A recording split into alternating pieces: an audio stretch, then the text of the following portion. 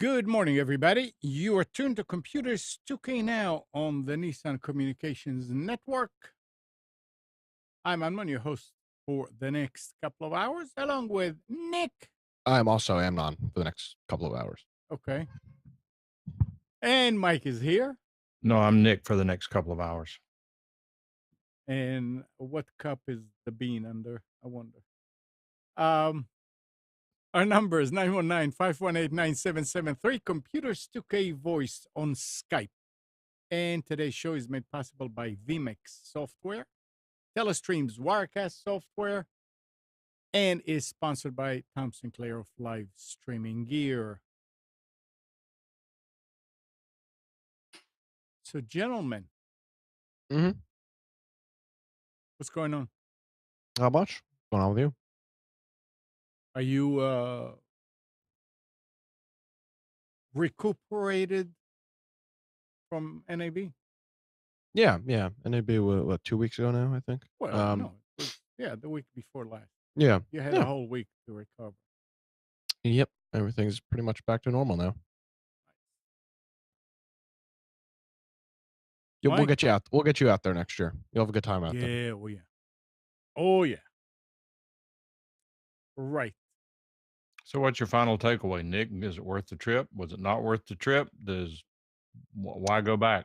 A lot of the new media, it was definitely, I mean, here's the thing. If you're in broadcasting, it is pretty much the event. I mean, there's a couple of other smaller things. Like if you're in the talk radio, there's the Talkers Conference, which takes place in New York. Outside of that, there's that big what's the show over in Europe? The IBC show? Yeah. That's another big show, but I think in America that's the biggest broadcasting show. So I guess if you're in the industry, it's kind of a have to. Because I mean I guess it's where you work. You might as well go to the show. I'd highly recommend it to anybody that's interested in even new media stuff. Even if you're interested in podcasting, I think it's a cool thing to go to. Well, that's a good question. How much was there I know you weren't there long, but what did you learn about podcasting there, if anything? And I'm actually focusing on more so of what the interface was between broadcasting and podcasting. Well, I'll tell you what I learned from podcasting, that they need to step up their game. At these trade shows, I mean, their trade dress was very lame. They didn't really have anything. It was just, hi, we're Libsyn, or hi, we're Blueberry, hi, we're Spreaker. Here's I mean, Spreaker, and I'm not going after any of them individually, but Libsyn had probably 150 business cards laid out of all different podcasts on their table. And it just wasn't impressive. So, and then you go over to the, and it's tough to compete with video, but you go over to the Black Magic side, and they've got probably a 2,000 square foot booth right when you walk in the front door with all this stuff. So, you mean you can tell who's taking it serious? Yeah, and of course, it's easier for them to take it seriously. Of course, I mean, they're making however many millions of dollars a year with their hardware. Yeah, but it's just the podcast. This is the thing. This is what it's all about. It's all about looking like you're more important than you are. That's the key with any of these public events. And the podcasting people they look like podcasting people. I mean, the Blueberry booth was just a freaking sign. It was just a pop-up banner. There was nobody even they didn't even have anybody manning the booth, for Christ's sakes. That Just usually means nobody's dropping by and they get bored and leave. yeah, and it was just like, well, I mean, what? Okay, here is the word blueberry spelled incorrectly. What the hell is this? What does that mean? Like, It means spelled correctly, it was not available as a domain name, so he made up something. oh, exactly, and that's fine. But when there's just no there's nothing there's nothing sexy about podcasting when you see it at the shows. I mean, you go over to the Black Magic booth, it's like, wow, look at all this video equipment. I mean, this is incredible. Look at all this stuff. But the challenge then becomes, is there really anything exciting about podcasting that they could make it? Let's suppose that you were tasked with making a dazzling booth. What would you do? I'd have to think about it. Just, I mean, honest to God, I think it's all about making it look more important than you are. You know what would have been cool? Having people doing podcasts there, even just mock podcasts. Having a couple of people sit up talking. That would have At been, I least thought, recording it. I don't know what kind of connectivity they would have on the floor. yeah. And that would have been cool, right? To have a couple people just kind of set up with a couple of Yeah. microphones, kind of shooting the breeze. I mean, that would have been, you do it on a schedule. You have you have a couple of podcasters come out. Well, I guess again, it goes back to, it all depends how serious you're Yeah. taking it. I mean, they may And felt that, oh well, we have to be there, so let's send a couple of guys over there and let them do whatever they want. yeah. No And organization. Yeah, go ahead. there was no organization, and there was nothing. It was called the podcasting canopy. I think it was on the second floor. And I want to say maybe there was 8 booths or 8 things set up in there. Mm. Blueberry, Spreaker, Libsyn, Shure actually had a setup there. They had microphones on display, and then they had this thing. They had probably 15 or 20 microphones set up, and there was this thing that said "Ask the Podcaster," but there was nobody there. There's just a 15 microphones all sitting on boom arms or mic arms, and that was it. Who would you say had the most impressive of the 8 booths? Um, Honest to God, I have to be sure. They're the only one that had anything to show. The only one with any money. Uh, Yeah, I mean, Libsyn, Blueberry, and Spreaker all had very similar setups. It was a signage backdrop, and then one of those horizontal pop up banners, and but they pretty much all had the same thing.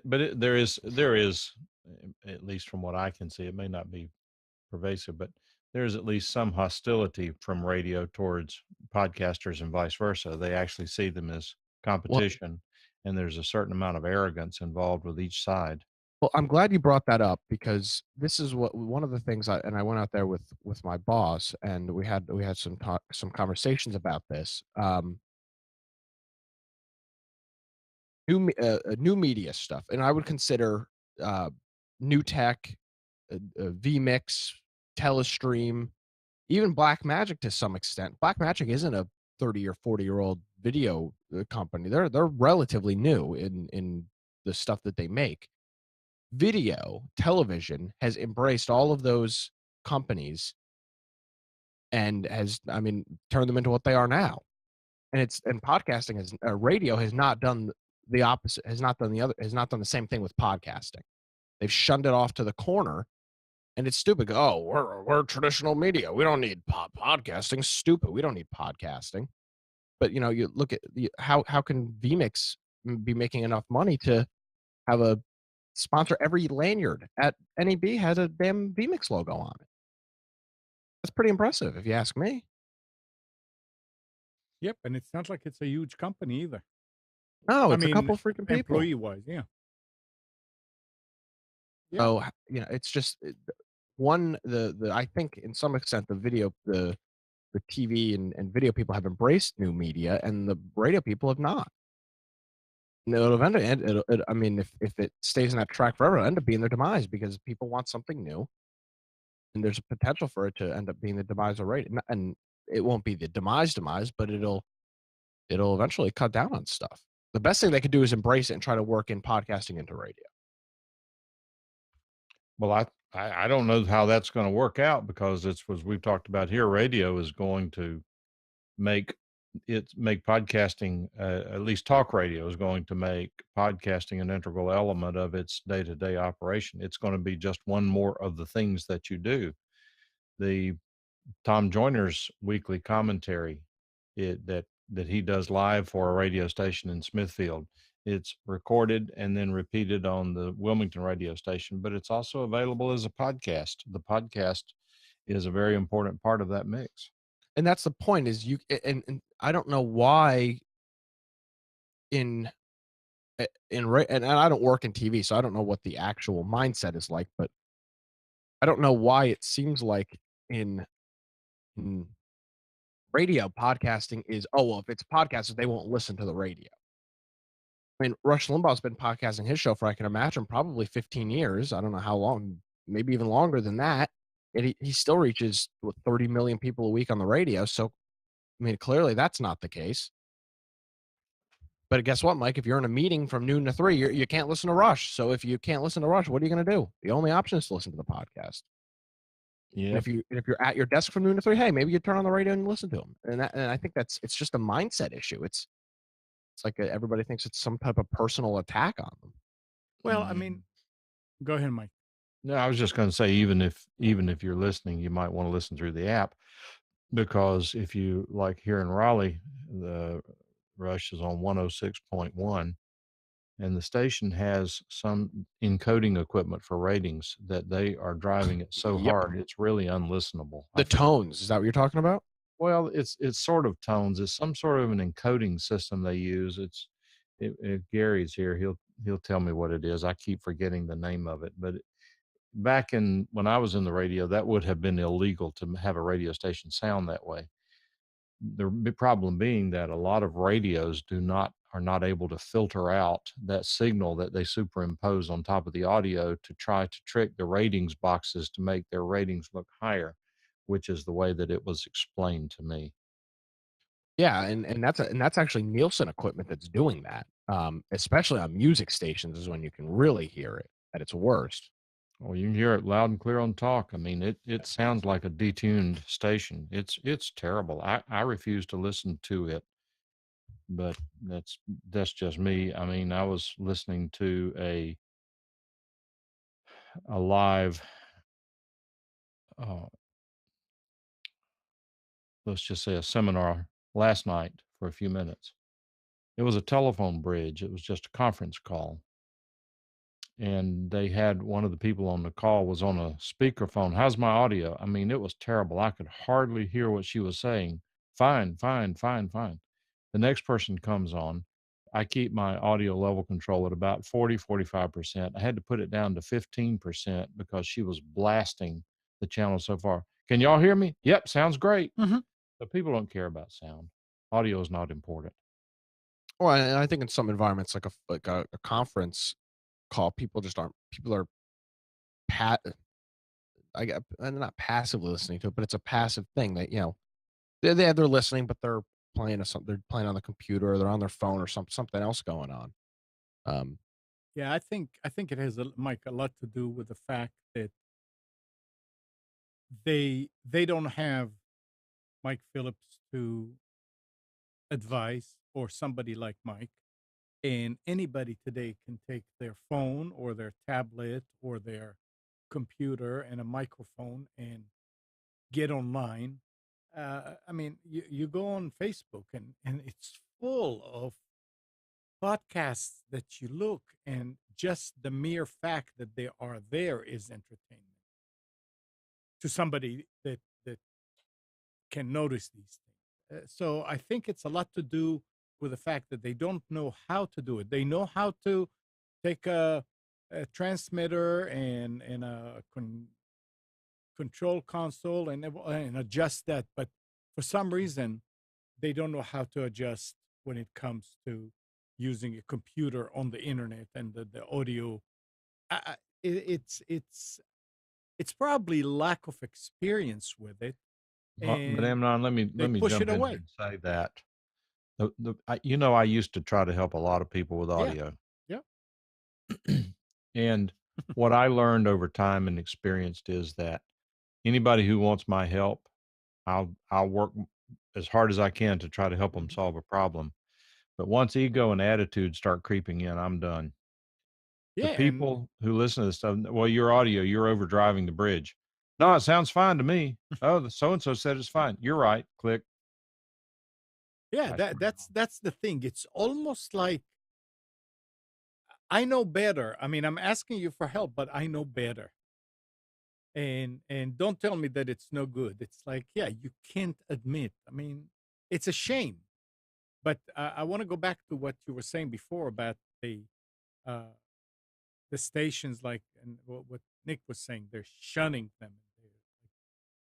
Even back when we did the show on the Buzz, and we're talking over 10 years ago, one of the biggest, Is that right?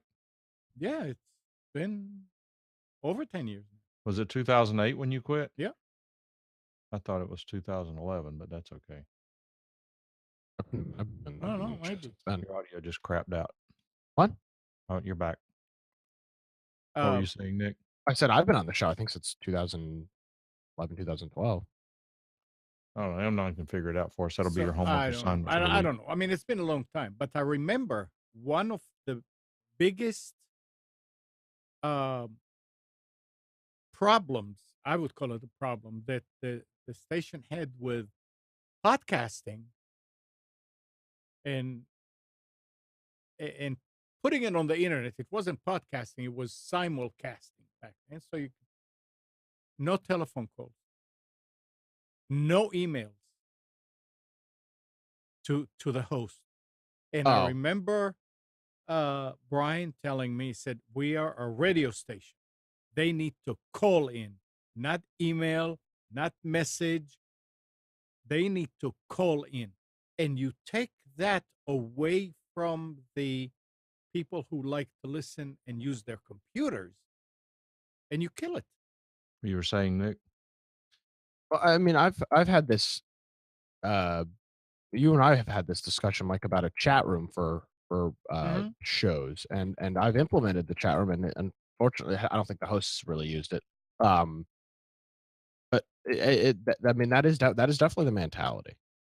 Oh, it needs to be a phone call. But realistic, I mean, I would make an argument down here in Wilmington. Our Facebook page gets more engagement than anything else that we do, and that's a Yeah, good thing. I Sure. Who mean, cares? it's good engagement. It's not. I mean, yeah. There's a couple of morons, but there's. I mean, it's a lot of good engagement. It's political stuff. People want to hear about this. But this comment about the guy Brian you're talking about, and I can say this because I don't know him, but that's the kind of mindset that causes businesses to fail. Our customers need to do this, even though they yeah, want to do that. right. That's the thing. No, But yeah, go ahead. no, I'm just saying that's Yeah, customers are going to do what customers want to do unless you hold them hostage. And if you hold them hostage, they're going to bolt as soon as there's an alternative. right. And since that's when iPhone, everybody was big on using it, and it was kind of like the beginning of all that mobile mentality. And you are not giving it, and they had the know-how at the station how to do it. It wasn't that bad back then, because remember, it was only simulcast. They didn't have to do much. All they had to do is to have an email that the host could answer or read. Never mind answer, just read. Because a lot of people are shy about calling in. They don't want to But hear. the radio show got a lot of So, calls. I was surprised. Oh, we just well, we've kind of experienced the same thing. We've just implemented a voicemail line. Actually, it's just a separate phone number, and it just rings a voicemail. And mhm, our hope is that people will use that instead of calling in live. I right. mean, they can they can plan what they want to talk about and do the whole thing. Yeah. So it is being shunned and looked upon like, oh, right, just because you had to spend $50,000 and I have to spend only $2,000 doesn't mean that my solution is not as good as Inferior. yours. It should work together. Yeah, I agree. it's just a broadcasting industry is just going to have to A- allow some of this stuff And they eventually. will. They will. Oh I yeah, they mean, have no give it time. choice. They will. Well, who seems to be at risk to me is the podcasting community because as broadcasters get more and more into podcasting, Hmm. I will tell you that, and I don't mean this unkindly because I support as many people getting on the quote air, the internet air as possible, because you can't be successful unless you start. You got to start somewhere. Go Yep. for it. Do it. It doesn't matter. If nobody listens, that means you're not doing a good job yet. That can change. But point I'm making is I will argue that someone, the radio station typically doing its first podcast is going to be leagues above some non-broadcaster doing their first podcast Right. just because of experience, equipment, presentation, polish, what have you. And again, it goes back to my theory that uh, PBS has blazed the trails for radio to podcasting. They own the podcasting market for the most part in most talk areas at the moment. I mean, their numbers are just tremendous. PBS or NPR, you mean? That's what I meant. Same Oh yeah, thing. yeah. Oh, they're. Oh yeah. Oh, absolutely. I mean, the NPR podcasts are incredibly popular. See, they've got the idea. They're not letting. They're not letting. Oh, well, we have an FM or AM transmitter to stop them from moving things to the internet. And I think that's just some of the mentality with some of the radio industry is, oh, we've got a the internet. We've got a $10,000 or $20,000 transmitter. Why would we publish on something on the internet? And it's a crappy mentality to have. It's no secret that people in the radio business are not the most forward thinkers technologically. That was a very evident at NAB. And that's not necessarily their fault. It's just that whenever you're in a business that's highly regulated by the FCC, I mean, if I own a hamburger stand, if I want to expand my business, I can go build other locations. In the radio business, you might be able to go buy some and you might get lucky and find an allocation and compete for it. But you can't just say, okay, I'm going to expand the radio station and go do it. It's not that easy. And and it's not only that, Mike. I mean, think about that. A radio station doesn't get everywhere. I Your mean, audio's still a little low. It doesn't get what? it doesn't get it doesn't go everywhere. It's not, No, you no. I can't mean, hear it everywhere. we're dealing with that at the radio station in Wilmington. Yeah. You've got a Class A FM that has a certain amount of coverage. You have a Class C FM that has a certain amount. Right. You have even a high power AM that they have their coverage. And you get out on the fringes and start arguing about, well, can you hear this one better? Can you hear that one better? Well, look, if you get an Echo Dot, all of a sudden the playing field has been Yep. leveled. Exactly. That's the thing. It's now you're reaching. I mean, and you don't have to be on the fringe. You may be someplace where you're just in a Downtown. bad space, right? Even Yeah. downtown with buildings with all the Right. steel and all that, they have Exactly. trouble picking up AM and FM signals Yeah. from time to time. It to me is the great leveler. Now, I will say that Nick and I do read a lot of radio journals more sometimes than others. One of the things the industry is embracing are what do they call them? Smart radios? Yeah, smart radios, Alexa, Google I know Home. it's smart, but are they saying smart radios? I think I've seen smart radios, and I've just seen smart devices or something like that. They're talking about the Alexa, Echo Dot, Echo, Even so the forth. Grace Digital is, I mean, is I'd consider that a smart radio. Right. The problem with the Grace Digital is it's more complicated than the Echo. Oh, absolutely. It has more capability, but it's not as nearly as user friendly. Yeah. But being on the internet opens up a lot of venues Well, for. most stations are at least streaming to the internet Yeah. now. There are very few that I believe aren't streaming to the internet, which is a good step in the Mhm. right direction. But now the next step, okay, here's a case in point. Look at the TV industry. Most live shots that are done in TV now are using some device like a live view. They're not using a microwave truck. They're not using a satellite truck. They are literally using a backpack to send stuff back to their TV station. Mhm. Or an iPhone. They embraced it. TV absolutely 100% without a doubt embraced internet and the live view is I'd consider that a new media device.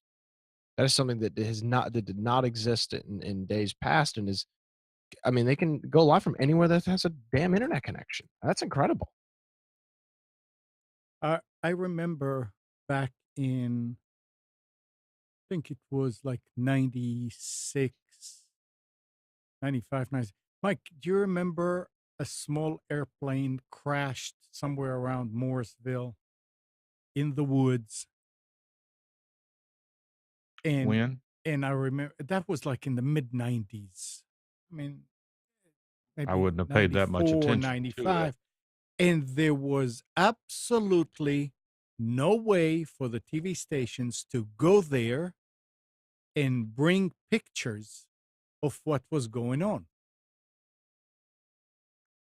Some of the stations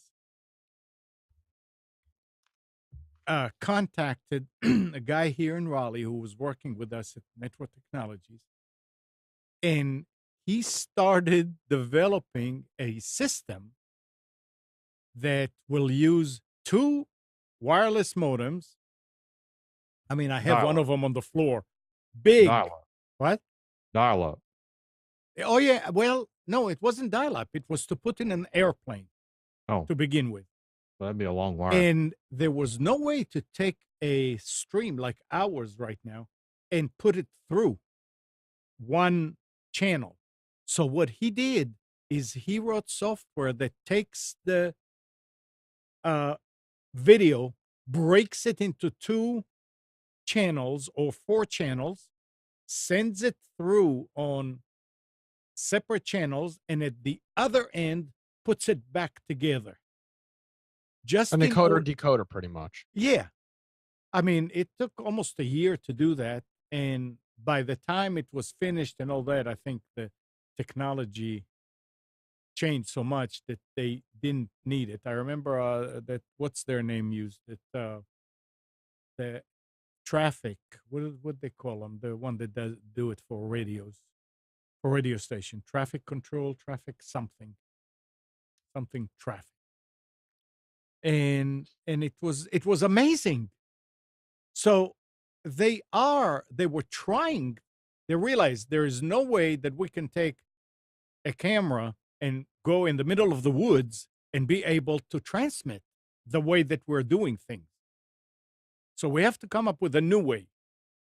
And this is their new way. I mean, today you can And be anywhere. and radio's doing some similar stuff to that. There's a lot of there's a couple of solutions that allow a couple of what's the word I'm looking for? Like production suite Mhm. pieces of software that have mobile apps that a reporter can be out remotely and they can build a report, edit it, add music and whatever, and kind of ship it back to the station via the phone. And that stuff they're embracing, and that stuff's pretty cool. Um, Yeah. but in most cases, that's for larger stations because it's incredibly expensive. I mean, you're talking tens of thousands of dollars up front, and then once you've got that, you're talking about hundreds, if not thousands of dollars a month in continued costs with it. Mhm. And I guess and Mike can tell me if I'm wrong on this account, but it appears to me that there's just whole lot more money in TV than there is in radio. Only by 1,000,000 to 1. So I mean that's got part to do with it. I mean, you look at somebody like Capital Broadcasting; they've got more money than Jesus himself. They want to piss away $750,000. They don't. It doesn't matter. Well, they've I never mean, heard of him, so you'd have to use another standard. so they can fall down the stairs and lose $1,000,000, and it doesn't make a difference. I mean, Yeah. and then you've got radio stations that a couple tens of $10,000 or $20,000 is the difference between being in and out of business. Well, they can't even buy good microphones. So it's just it's different industries, but I mean I don't know. I Brent guess posted Yep. the plane crash link in the chat. not moral of the story, but the kind of the note leaving. Anybody that's interested in kind of the stuff that we're doing, if you ever have the opportunity to get out to NAB, I'd highly recommend it. There's a lot of really cool things going on out there. Even for radio? I think so. I think Tyline was very cool. It was cool to see a company that is building a device to be used in traditional radio stations that's only been out for 2 years. Yeah. That Well, shows that there's still some interest. I know Thailand's more than a 2-year-old company, but what's also interesting about the show is that if you have time to stop and talk, shoot the breeze, and get your timing right, you might be talking to the guy who designed it. we talked to the president and CEO of RCS, the automation company. Where Johnny and I were walking through the thing, and we said, I, I said, "Do you work here?" He goes, "Oh, well, I'm the president and CEO." Here, so we chatted with him for a couple minutes So about that means you don't do anything. um, so we chatted with him for a couple minutes just about what he thought about the industry, and we gave him some of our gripes about some of the things going on, and he was Is very that cool. Simeon? No, this is Master Next Gen Oh, yeah. Okay. RCS Zeta, I think is their new stuff like that. So that I Uh, mean that was cool. And it was it was nice to talk with him and get his. He's been the president for I think 10 years or something like that. Um, but we'll see what the. I mean, you go to the booth and you go to someplace like JK Audio, Oh yeah, I went to the JK Audio booth. but you have to pay attention to the name tags because I don't remember who JK is, but there might be someone standing there named John King, or whatever his name is. okay. So let's switch. I was we're talking Nick and I were talking about uh, a problem that I had with the new used phones that I got my wife and me. We've been using a Galaxy 3 for I don't know how many years now. And said, okay, let's see something else. Verizon did not have anything that was reasonable. And we don't use the phones like Nick uses it, or even like you using it, Mike. I mean, I use it mainly just for a telephone. Every now and then, yeah, I'll text. So I looked on eBay because that's where I bought the Galaxies back when. And I saw the LG G3, which were very reasonably priced, used. It was like 60 some dollars. I asked Nick and some others, and everybody was saying, "Yep, that'll work." So I ordered two of them, and they got here, and I went to Verizon, not knowing that I could have done the whole thing myself to switch. And he said, "All you have to do is take the SIM out and put it in the other one." You lucked out And with that. That's not always the case. We had an issue with that recently. well, that's what he told me, and that's what he did. And I Yeah, said, so um, you had somehow two we you had two similar generation phones, so they had the same SIM card. In a lot of cases, when you go from an older phone to a newer phone, the Mhm. SIM type has changed, so to go from micro SIM to something else, and um that happened when we got the Galaxy 3. And when I went there, he said, "Yeah, you need the newer SIM," but they just did it for nothing. He said, "Let me yeah. just take these and duplicate them, and whatever they do." And he came back with two new ones and put them in there. Mhm. But this is the same SIM. So luckily, he put the right SIM and the right phone for my wife, because my wife had no problem with the phone. Um, Me, on the other hand, the first phone, um, the charging port. I mean, I kept hearing every time I moved the phone with the cable attached, and I realized, oh, it's not. It's the charger. It's just stopping and starting. I said, okay, I'll send it back. But there was another problem, that when I installed the Alexa app, it installed fine, and when I went to log in, it seems like the login screen will timeout, crash after about 10 seconds. So I'm not a fast typist. So sometimes I could type my whole email address. Sometimes it will only go to the .in. Sometimes it got 2 characters into the password, but there was no way that I could log in.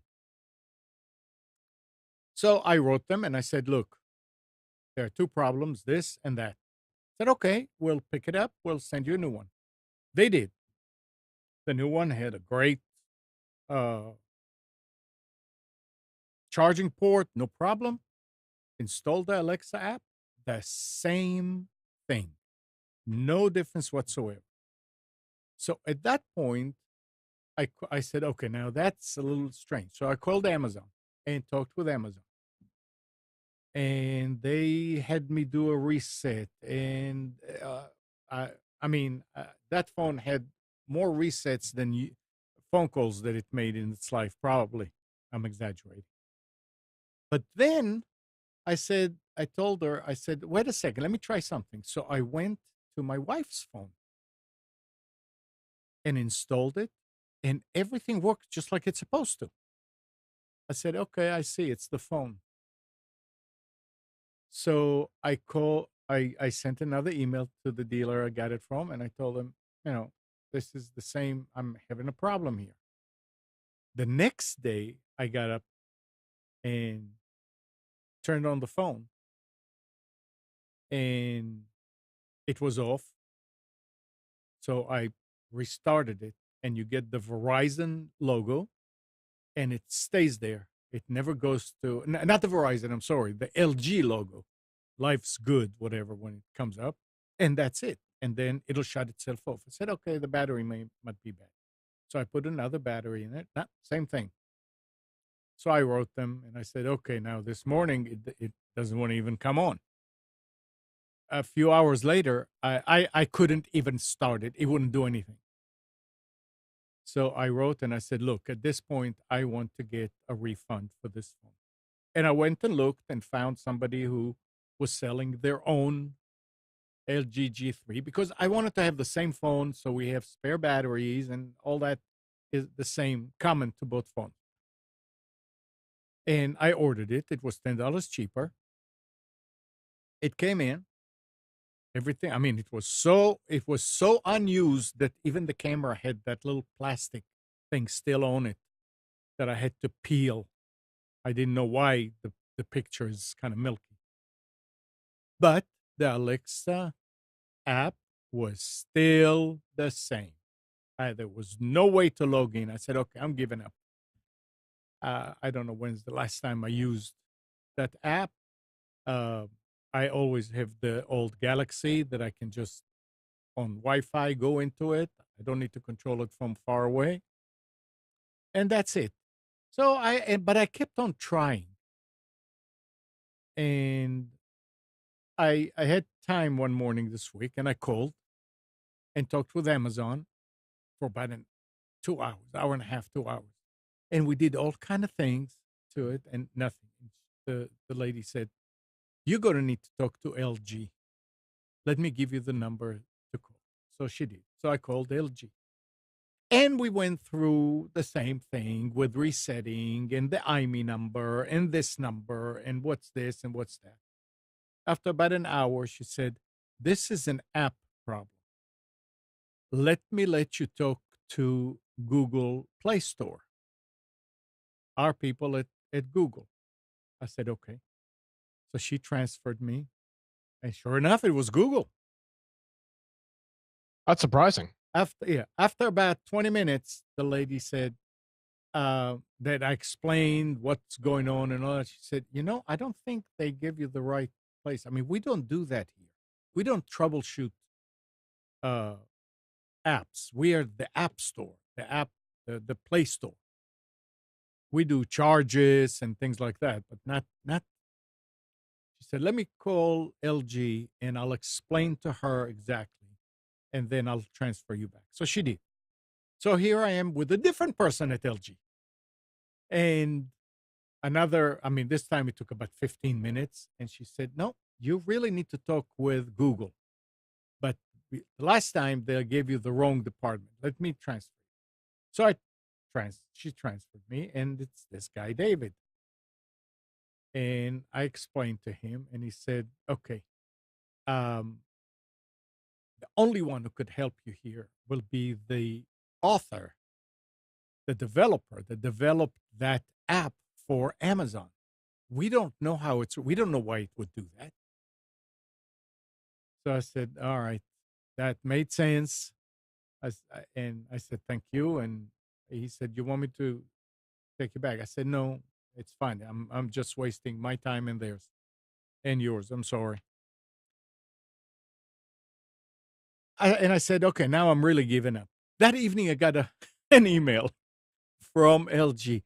"We hope you, no, from Amazon. We hope we answered your question. Yes or no?" I said, "No." "Oh, solve your problem." I said, "No." So I said, "Yeah, it's still not working, and it's not LG. It's the app." And I submitted, and the next thing was, "We hope you'll give us one more chance to try and help you. Just click here to get a call." I said, "Okay, well," clicked it. I mean, it didn't take 2 seconds. The phone rang. And this lady, American, for a change, is talking. And I mean, and she was from Echo Support, Echo App Support. Sounded like she was working from home because I could hear a dog in the background every now and then. And it was in the evening. It was like 7 o'clock. And we talked, and she said, "That's peculiar." And she said, "Okay, so you did the resets, you did this, you did that, you did." She said, "Is your uh, Bluetooth turned on?" I said, "Let me check." And while I was checking, I said, "Why? Does it make a difference?" She said, "Yeah, if you have it on, sometimes it messes up." So it wasn't on. And she said, "Okay, try to do it from the computer." So I went to the computer. She gave me the URL to go and log into the app to Alexa, and it worked. It worked just fine. So she said, "That is very peculiar. I don't know why." So I'm sitting there while she's talking and trying to find more information and just typing. And I was getting better and better and better and better. And I got to the point where I was able to type the whole email address and the whole password and click login real fast. And sure enough, it logged in. And I said, "Okay, I think I managed to log in." She said, "How?" I said, "I just did it faster and faster." I said, "Let me see if I turn it off now and turn it back on, if it'll work." She said, "Well, as long as you don't log out, it will work." And that was the end of that. I said, it was working and everything was fine. And I said, "Thank you. I guess you just kind of inspired me to try to do it again." And even though there's still a problem, in my opinion, it's working okay now. And to wrap up your whole story, Yeah. And then I say, told Nick about what this, was and he what was said, my response and to you? and no, you tell him now the same way you told me. Yeah, Oh, these. Go this ahead. is why you don't buy Android. Yeah. I mean, this is the nonsense. If I'm gonna spend 8, 9, 10, 11, $1,200 on a cell phone, I'm not dealing with that nonsense. Yeah. I see. I spent only 60. No, that was $59 for this Yeah, one. I mean, I'm gonna be buying a But flagship device, so I can buy the flagship Samsung for 950 or the flagship Apple for 1100. No, I know with the Apple one, the issues like that just don't persist. I mean, I had enough of Android, man. I'll tell you. well, that was the whole idea that it has something to do with the app that has to support so many phones Yep. that it's just like on a PC. Some software, sometimes may have a problem or will cause a problem on the PC. And that's where Apple does not have that problem because all they have to support is their own hardware. So yeah, it's a dilemma, but I don't want to have an iPhone. I don't know why but I'm not. I wasn't cut out for an iPhone, but they work. I mean, my daughter has an iPhone. She uses it. She loves it, and I just just got a comment on Facebook on our Nissan Communications page from a guy named Mike who said, "Isn't it funny how phones and their associates' abilities to transfer data so unpredictable? I had something akin to this, and I believe it or not, and believe it or not, a different cable that didn't come with the phone was the fix."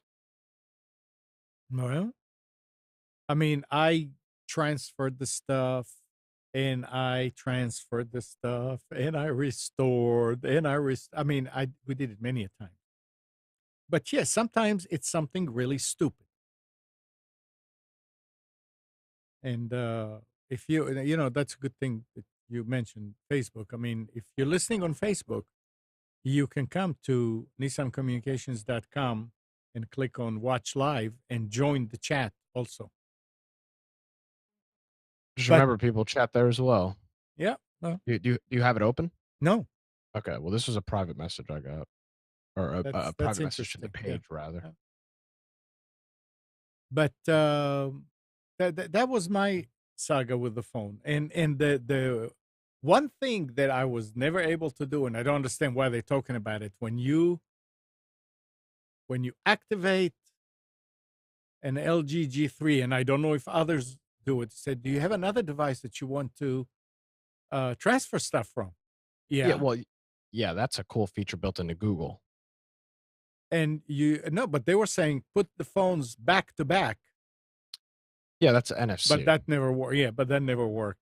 Well, your old phone may have not had NFC because it was old and older. Okay.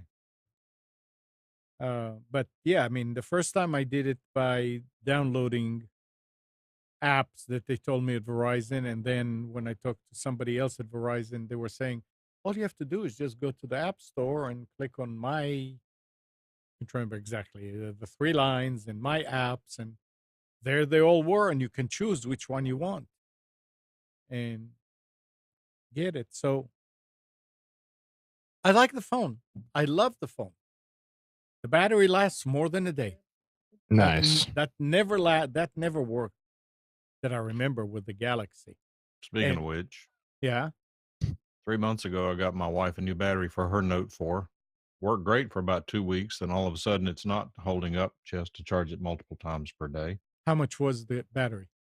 I don't know, $15. Well, get another one. That's what I do. That's what I Hang like on. this. I'm not going to buy one every month. No, no, no. I mean, it may have been a bad. Well, hang on. Yeah. Oh, Yesterday, I put a new one in. My yeah. son happened to come over last night. He's pretty sharp on these things. He's going through it because the reason she wanted him to look at it is she's getting all these notices. Oh, your Google Play is filling up, and your Verizon cloud is filling up, and of course she's got 40,000 emails she hasn't read yet. But Oh, me too. I don't know what the problem is. And anyway, I put the new battery in there, and it seemed to be dropping pretty rapidly. Hmm. And my son made a good point. He said that you have to teach the phone the new battery. So when you get the new battery, you should put it in, let it charge, let it die overnight, Yep. charge it up 100%, let it die again, charge it up 100%. If you're having a calibration issue, that'll solve it.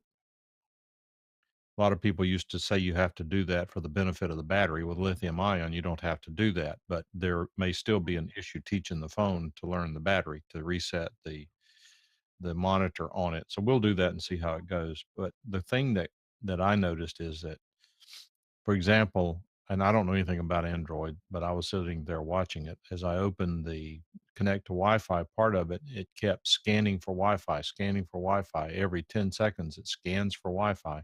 That's got to be using up battery, I would Oh, think. yeah. Yes, killing battery. Oh, yeah, it's sitting there on a Wi-Fi with 4 bars. Why is it still scanning? Hmm. Couldn't figure Android. that out. And well, I don't know. Then my son's looking at it. He finds various things open here, there, and yon. She's had a lot of email problems. She uses a PO box account. The the back end on pop accounts. I mean, that's just an alias, and I wanted to forward it to Google, but because we don't own the domain, we can't do Google apps for business to have her own. It's just been a mess. It's caused a lot of problems over the years. But all having said that, there were some things, emails still in outboxes and things that from 2016 she had done nothing with. I deleted all that because who knows? I mean, maybe these apps are still constantly trying to send those emails. I don't know. Yeah. We'll have to figure it out and see what's killing her battery. That's one good thing that I mean. I've been using an Android now. I mean, ever since I had a smartphone, and I never knew something that when the lady that I talked with that night uh, was saying, close all your apps. So the way that I close all the apps is I have a program called Task Killer or whatever, and it kills them all. She said, no, no. See the square at the bottom? Press it. Oh, okay. Now close all of them. I mean, shows you how much I'm using phone. Yeah, I, there's so much more you don't know. It's yeah, unbelievable. I know. And that was, I said, oh, so that's how you close everything. And there were a bunch of things open that I always thought if you go back, it closes it once you're in it. But no, it keeps it running. Yep. But Mike, also another thing that with batteries, um, you may need if you're using uh, not the charger that came with it, and you're using a charger that's a little weaker, it will also mess things up. Um, you can buy on Amazon or on eBay a charger that would be like, let's say, 2 amps. It will charge the battery faster and will probably, I don't know how, but it may keep it longer too. I'm not saying it will. I said it may. But We buy the chargers that have this built-in Qualcomm mode charging. It's a quick charge thing that Yes, that's cool. first. Yeah, fast charge. What I don't remember the technology, but I think what it does, I'm not sure about it. I think what the technology, the fast charge technology is, it actually puts a much higher voltage on the battery and regulates the voltage at the battery so that it will charge quicker, because most of the other chargers are just 5 volts Right. and they charge back to 5 volts. These actually might put 7, 8, 9, 10, even 12 volts across the regulator so that there's not any droop in the voltage as the battery approaches full charge.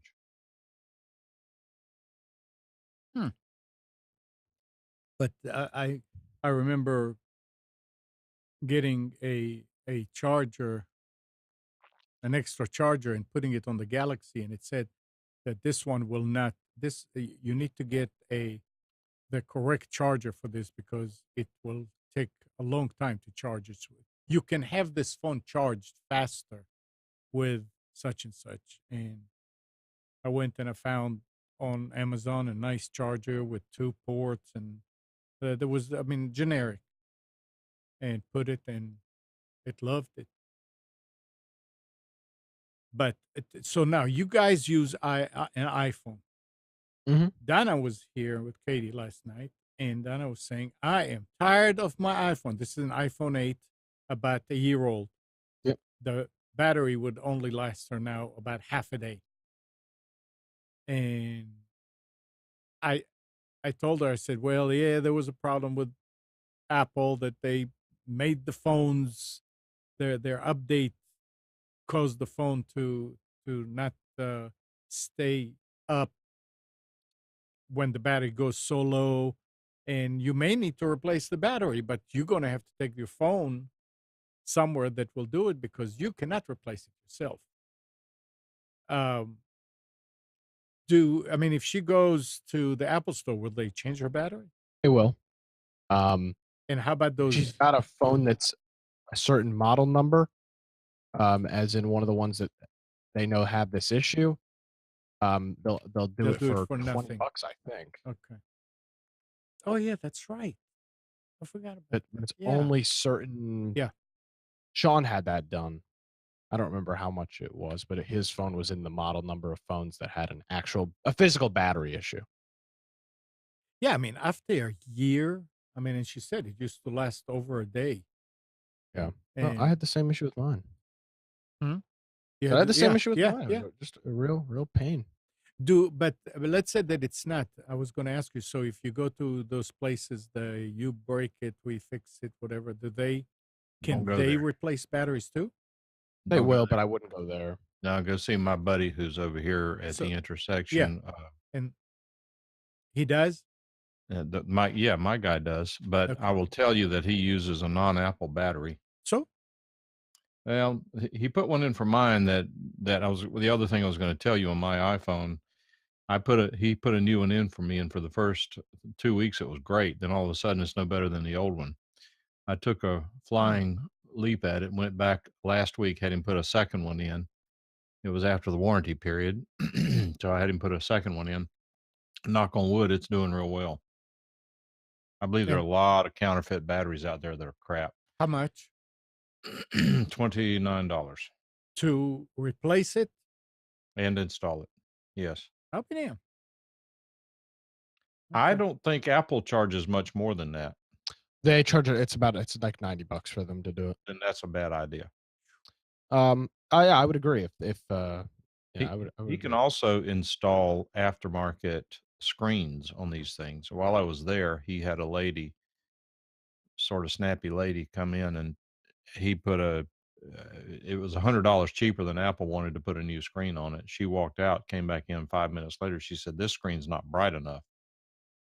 He looked at it and he told her, he said, "This is why I told you about aftermarket screens." He said, I get very few complaints on them, but there's a reason they're $100 cheaper. He looked at it and he said, "But I will acknowledge this one does not look as bright as that I would expect it to. So I will be glad to put in another one. In fact, I'll go through and select one that's the brightest since you're particularly sensitive to that." I mean, I like the guy a lot. Hmm. He's very conscientious, but it does illustrate that he is working within the limitations of the ecosystem. Oh He yeah. is having to buy aftermarket parts because if he buys true Apple parts, he's going to have to charge more than Apple does. Yeah, yeah, absolutely. He'll do it while you wait. A lot of times, Apple, you have to send things off or make an appointment with the idiot bar or whatever. Yeah, Go in I there and saw. risk your life with all these fish hooks and bolts. I saw when I was looking for that phone, I was looking at reviews, and there were quite a few reviews from people who said, but the brightness of the screen is bad. I mean, you almost can't see what's going on. And I said, well, I'm going to try. And sure enough, I mean, it was kind of low after I did the update. But then I realized you go to the settings and it's set up at halfway. Okay, well, raise it up. Sure enough, I mean, you can see it bright as day.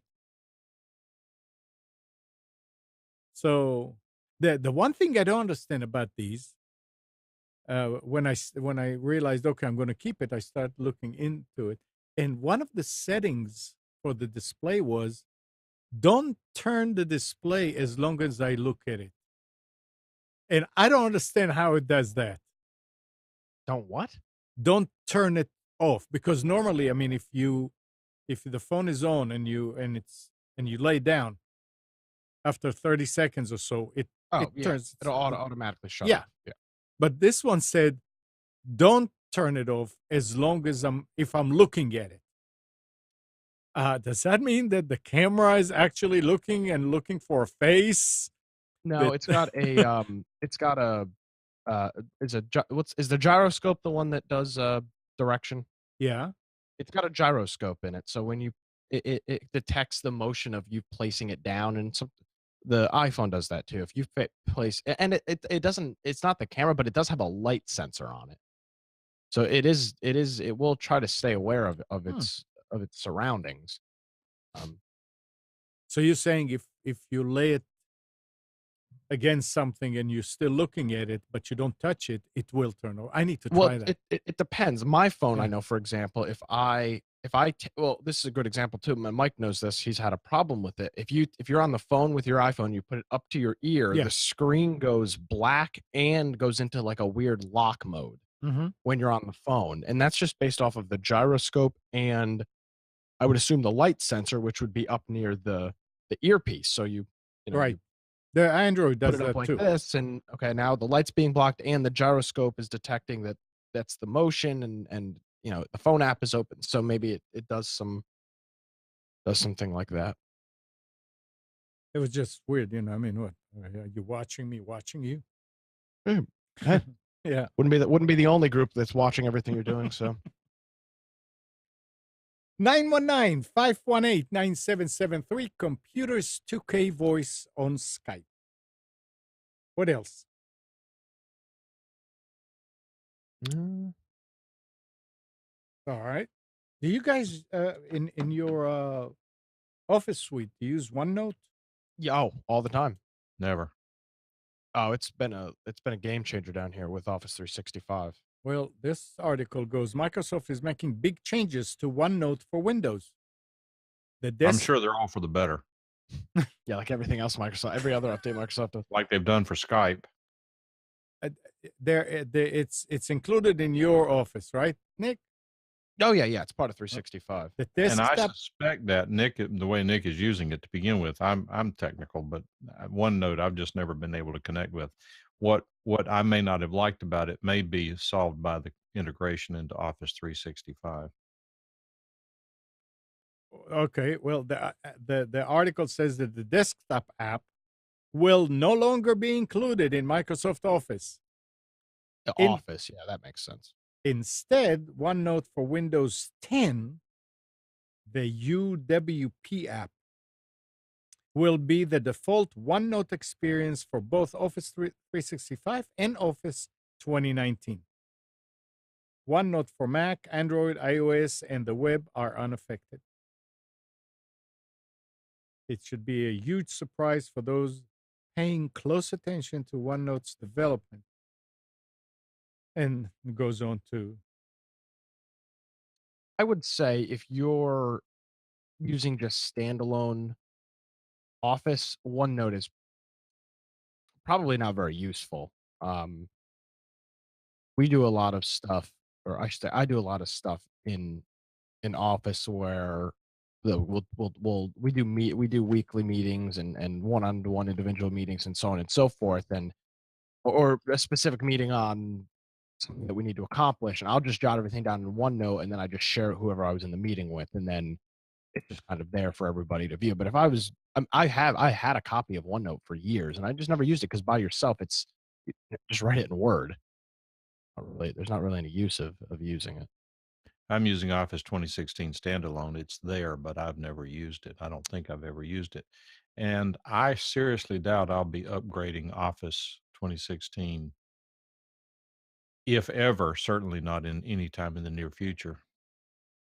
I mean, is it because it's doing what you want it to do, It or does infinitely more. I've upgraded from 2003 to 2007 to 2010 to 2013, now to 2016. The number of changes or improvements that have been made through those years, you can hold in one hand. It's just a damn word processor and email and a spreadsheet. yeah, but it's a moneymaker for them.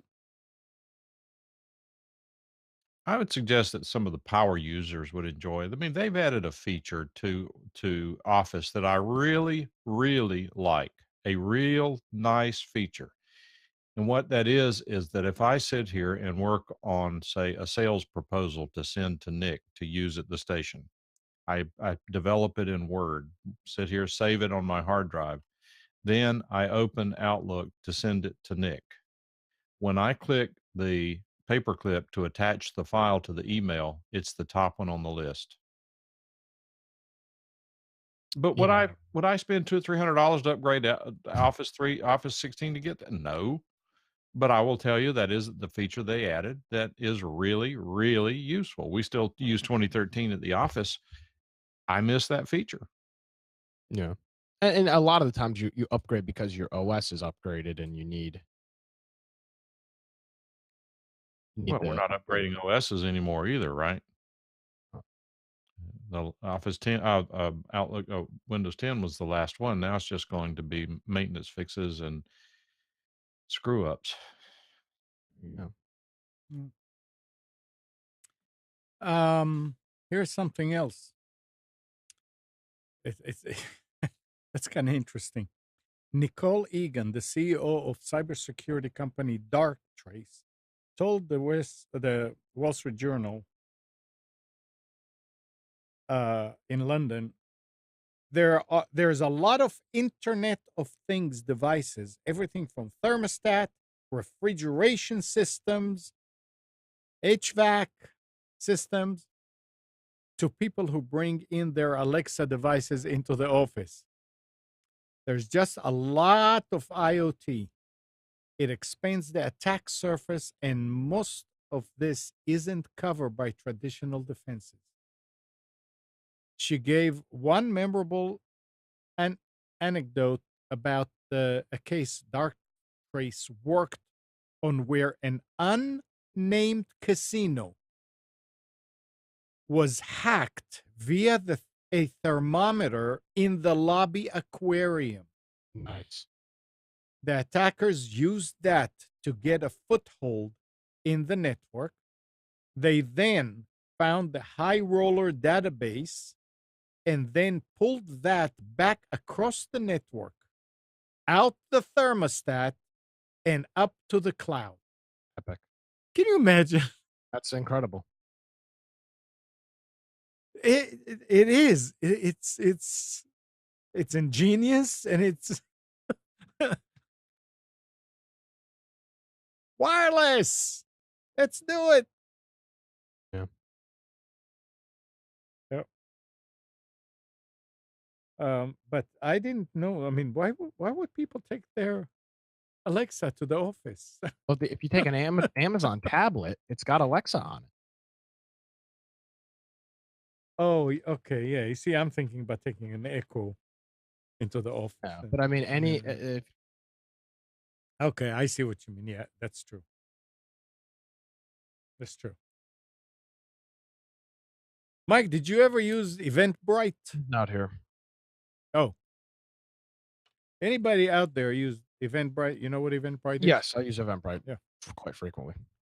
Eventbrite lets you sell tickets online for your events. Yep. Uh, there is a report on Eventbrite newly updated merchant agreement. The merchant agreement specifies that you grant permission to Eventbrite and its agents to enter onto and remain on the premises, included real property, fixture, equipment, and other personal property, where your event is hosted, with personnel and equipment for the purpose of photographing and recording the premises, both internally and externally, in connection with the production of digital content on the date of your event or events, and any other date reasonably requested by Eventbrite. So during a setup and breakdown for the event of the shoot and all that. And the headline of this was that they will do it and hold the copyright for it. What in Interesting. the world? I understand and it's not free. When you sell stuff through them, they take a piece. Yeah, of course they take Yeah. a charge like everybody else. Right. So it's not like they're giving you something for free and say, okay, this is what we want in return. Now, they do a lot of free ticket processing though. Oh,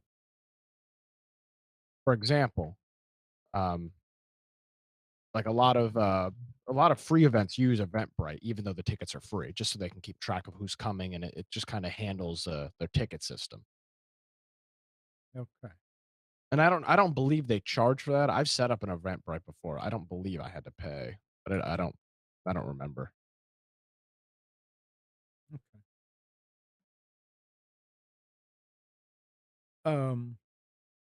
Mike back? No. There was some. I mean, I'll talk about this when he gets back.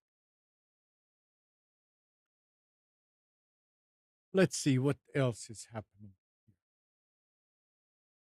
Now, did you hear that Apple is planning to use homegrown custom-built processor in its Mac line of computers? I did not know. Yep, they're ditching Intel. Fun.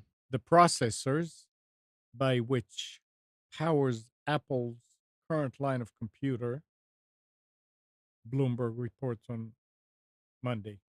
The company could make the switch to its own chips as early as 2020.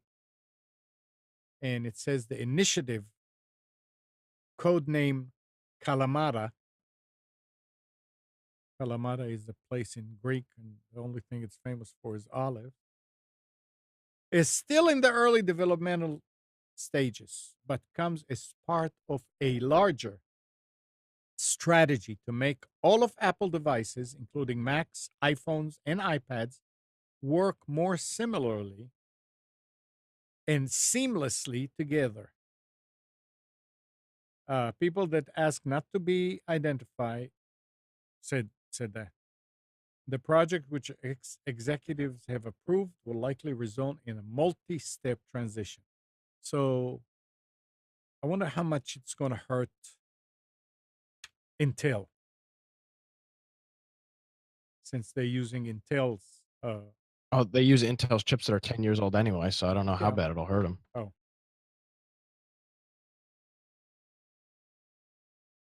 So are you on Verizon? No. No.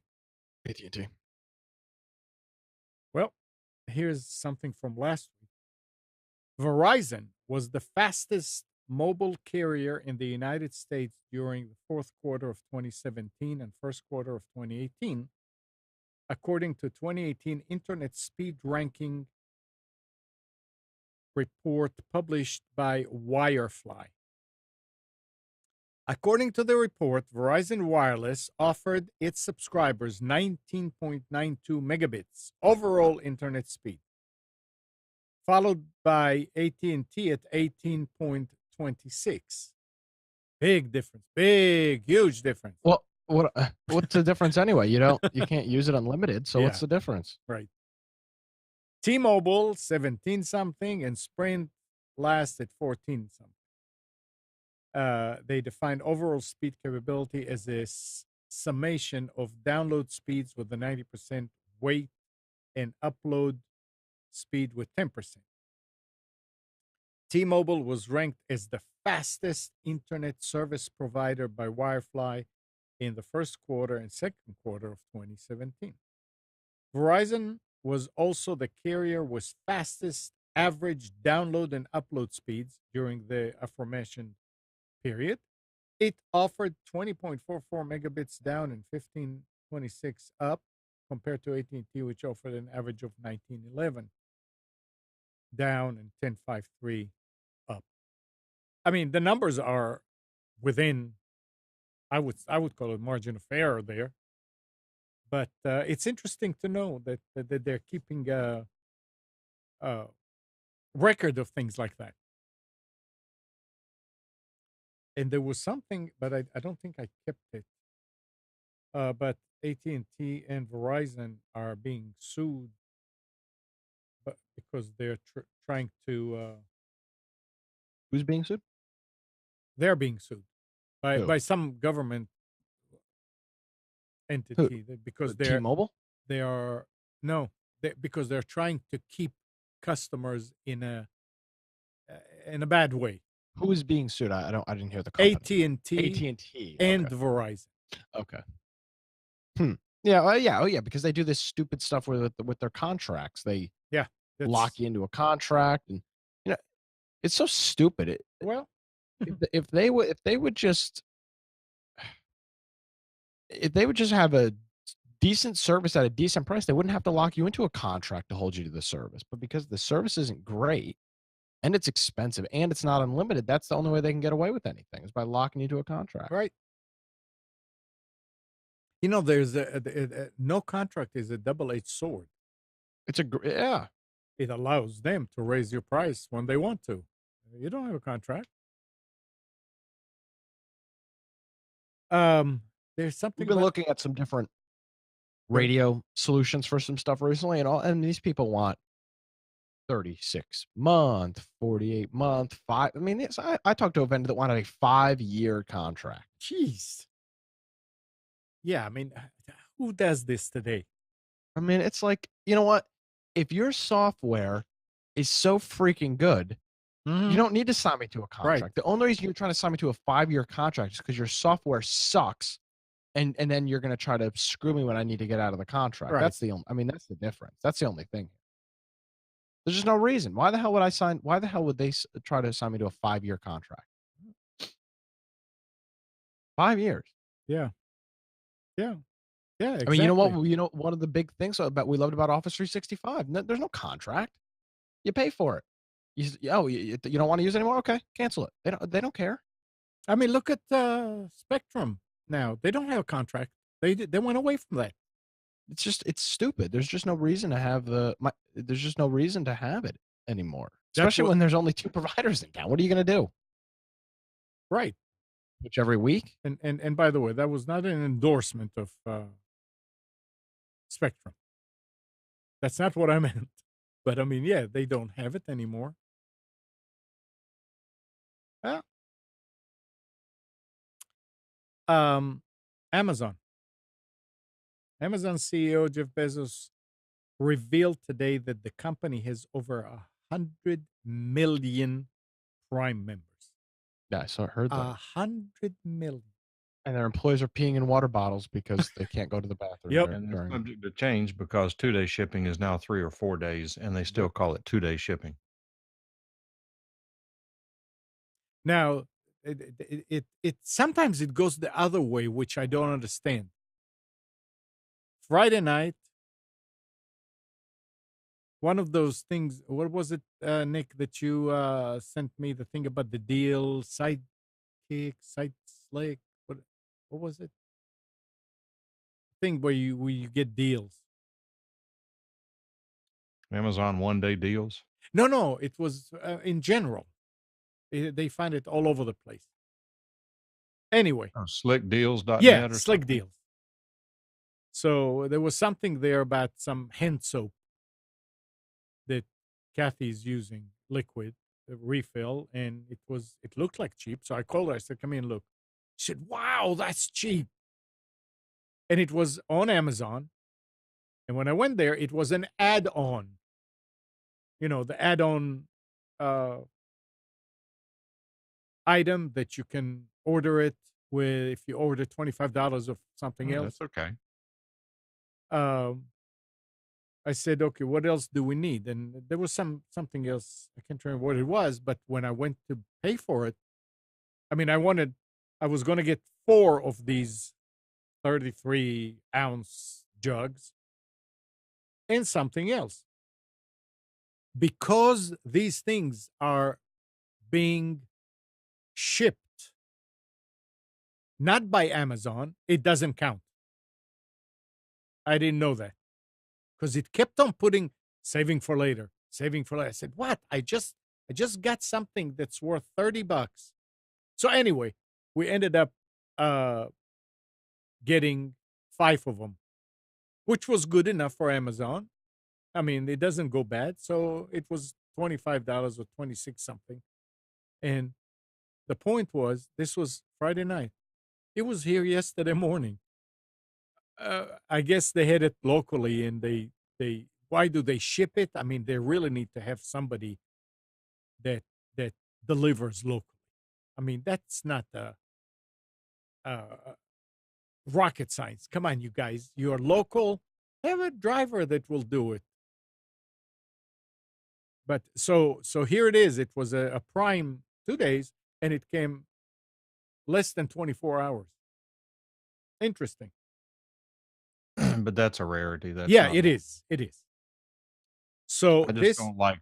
I mean, just like Judge Judy says, don't pee on my leg and tell me it's raining. Just look, if it's not going to be here in 2 days, it's not Prime eligible. Right. Don't put Prime and say yeah, but they say 2 days from the time that it is packed or shipped from wherever to the because there was something that was I talked about it last week. The garlic, yeah, Prime, but it took over a month because it said on it usually ships within 30 days. Well, So that's why does fine it say Prime? because once they get it, I mean, it's a guy I used to work with. Was in a big hurry. Walked into a cafe somewhere, a small cafe. He said, "How long take to get a ham sandwich?" 5 minutes. All right, I'll take one. And he stands there and he stands there and he stands there. And about 25 minutes later, man, I am in a terrible hurry. I asked about a ham sandwich and you said it would take about 5 minutes. That's true, sir, but you're gonna have to wait till we can get to it. This Yeah, is, I think, interesting. what you're talking about, and what Huh. you might be seeing with Amazon, could be a very, very cool opportunity for local vendors Yeah, to start not smear Amazon, but start. I mean, this is a good marketing. I mean, Level playing field. yeah, I mean, just hey, you know what? You're gonna order something on Amazon. It's gonna take 4 days to come anyway. So come on down to whatever the hell, and yeah, it'll take you 15 minutes to get there each way. But guess what? You'll have it the same day. I posted about And we'll this on match price. Twitter that I got an email from Staples. They're getting really aggressive in their marketing. They send out an email says, "Remember that we deliver most orders for free next day, $25 minimum order." Who said It's, that? it's Staples. Oh, Staple. Okay. Isn't it $35 for free delivery on Amazon if you don't have Prime? I have no idea. It's been so I think long. it is. yeah. And I said, great. I posted on Twitter. I said that with Staples offering free next day delivery, the good news is that if you see something at Staples you want, if you can show that Amazon has the same item for less, Staples will price match, meaning that there's no reason to not order from Staples and get 1 day delivery instead of 2 day delivery. Moreover, with Amazon misrepresenting the 2 day delivery deal, you'll get even better results from Staples. Well, Staples responded to my tweet and said, yes, plus we have a 110% price match guarantee. If that's something you're particularly price sensitive about, okay, that's fine. But look, price matching takes time. It's a pain, and as soon as Yeah. you offer it to an employee, you fully expect them to push back and say, "Oh no, there's 1 digit difference in the barcode." Yeah. I but that's good to know. I mean, see, this is the thing. If Staples had any sense about them, they would be running TV commercials saying, "Oh, you could order 2 days from the other guy and have a clock tick or have a Hmm. calendar swipe 4 or 5 days away till it comes, and say, or you can order 1 day from us for free." And have the calendar switch just 1 day. I mean, this is a great marketing opportunity for somebody. Walmart specifically, Walmart literally does offer free 2 day shipping. But the way Walmart here is competing, I think they are down there too, is order online, pick it up, we'll bring it to your car, no tipping allowed. That's instant. Yeah, As they do long as that you for don't mind driving down there. groceries. Now, the other thing they do too is they've got in the Walmart down here. I don't know about the ones up there. They've got the Walmart locker. So you go online and you say, I don't know what would you be buying? I'm gonna buy an Xbox. The the reason I use something like an Xbox is because when you get there to buy it, you've got to go back to the electronics section. You've got to have some person come over and unlock the glass. You got to fumble around with it and pay for it. You pay for it online, and you go, and right in the front of the store, there's this big orange like room, like a self-built structure. It's probably the size. It's probably about 200 square feet, and there's a person standing there, and you just tell them what your name is, and they've already got your item picked out, paid for it right in the front of the store. So it's for stuff like electronics where it's a pain to get somebody to. They only have one person ever working back there. It's a pain to get them to unlock the damn cabinet, and then so yeah, you pay for it, and I don't remember what it's called, but I think it's called the Walmart locker. Amazon has the locker for bigger cities. They have locations where they will ship it to that locker. They give you the locker number. You go in, Yep. you pick your stuff up out of the locker. Yeah, I'm not sure why I would ever want to do that unless it's like John's talking about and avoid porch pilots. Well, here's the thing. For somebody like me, I would love to do that. My packages get delivered to the front office here, but the front office closes at 6. And I would say 3 days out of the week, I'm not home before 6. So if my package just sits there all night until the next day. I wish I could go to a locker for some stuff. Have you looked on Amazon to see if they offer them? They're knocking you in the face with them here when you try to check out. No, I don't think they have them here. I know they have them in Seattle. I didn't know they had them in Raleigh, to be honest with you. 6 of them already. Wow, that's incredible. Yeah, and I guess the other thing too, Mike, is if you had for certain people, if you had one near your work, like if you worked in downtown, I'm sure there's a locker that's close to somewhere down, that's right downtown. You pick up your thing and then you just bring it home with you instead of having to wait for it to be delivered to your house. I suspect what's going on is there was a news story recently saying that the United States Postal Service, which is involved with a lot of Amazon deliveries, the last mile delivery, supposedly they're putting $1.42 into Amazon package that they're delivering. Yeah, I've heard mixed things about that. So there's a couple of different things. I don't want to get political with it. Oh, and John does say, yeah, the whole lot, the lockers at Whole Foods. I forgot about that. Is that near you?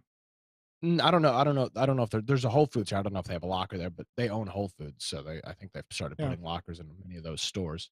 But I talked to somebody who works in the post service, and he says that number is highly exaggerated. He said, now in some cases, if somebody lives, if there's some weird shipping route or something like that, he goes, yeah, you know what? Sometimes an Amazon package does cost the postal service that number, which was like $1.50 to send. But he said, here's the difference. He goes, we have to drive our route every day, no matter what. Rain, what's their slogan? Yeah. Rain, sleet, or shine, we'll deliver. Yeah, that turns out that wasn't really what they meant when they said that. They said Well, everyone. Yeah, they said no, but they ride their same route every day. If you get mail, if you don't get mail, they ride their same route. So the argument I heard was, well, most packages do not actually cost us anything to ship. Now, we're not making a lot of money on them. Sometimes we're losing 25 cents, but we're riding the route anyway. So what's the difference? I mean, they're not they're not trying to compete. This is the other thing. They're government. They're not trying to compete. They're not trying to make money. I mean, that's not the intent. No, but Nick, you're missing the point about the post office. Post office is losing money, and the talk was that they are actually going to cut Saturday delivery. That's what they were talking about it a couple of years ago. We're no longer going to do that because we're not profitable. Now they're delivering even Sunday. Now, exactly. They don't. But why? Yeah. They're not doing it if they're losing money. That's my point. Well, they're not delivering packages on Sunday at a loss of $1.35 a package. I'm not sure about that. I don't know. I can't believe it. They may have a contract with Amazon that they deliver 7 days a week, and maybe there's money coming in, but not to be profitable, and they're doing it. And every now and then they have to deliver on Sunday. It's probably not widespread, but can you imagine how much it costs now if we're riding the route anyway? Think about it. You have to get that postman to come in. You have to have gas in the car to drive, not because he's on the route, but because he's going from wherever it is to whoever he's delivering to. It's like a special delivery. That costs a lot more than, if I agree, if they're on the route like during the week, yeah, fine. But to go out of your way to do it on a Sunday, that costs a bunch. I'll agree with that. Now, during the week, I don't really think there's an issue at all. I don't know how it could possibly cost them. I don't know how they could be losing money running the same routes and shipping the same planes that they're already running. I think that's just their way of doing business. They're losing money. Yeah, and it's to be expected. Again, it's government. They're not trying to be competitive. They're not trying to save money. They're just existing. Exactly. Yeah. They're just existing. So I Very- agree. If I do think in some case Amazon and Bezos is taking advantage of the postal service, and that's not okay. But I don't think it's as widespread as every single Amazon package costs the federal government No. That's an average $131. number. It just depends on Yeah. what the average is. But when you look at the post office is not based on efficiency. They're based on unions that want to make sure that everything's about the Right. workers instead of the customer. Who knows what their real costs are? But having said that, there is an Amazon locker at 3804 Oleander at the Whole Foods.